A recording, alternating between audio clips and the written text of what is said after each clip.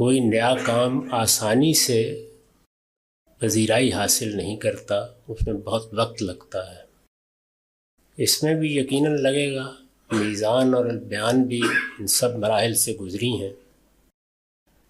آپ حضرات نے ہمارے فکر کو سنا، اس کے پس منظر سے واقف ہوئے۔ یہ در حقیقت اسی کا ایک دوسرے میدان میں ظہور ہے۔ جس حد تک ہمارے لیے ممکن ہو سکا ہے، ہم نے پوری دیانتداری کے ساتھ اپنی بات بیان کر دی ہے۔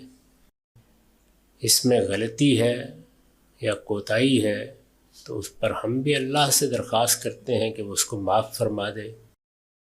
صحیح بات سامنے آئی ہے تو اس کے لیے لوگوں کے دل کھول دے اور اس کو اپنے دین کی اشاعت اور اس کی دعوت کے اقصائے عالم تک پہنچنے کا ذریعہ بنائے۔ وآخر دعوانا الحمدللہ رب العالمین۔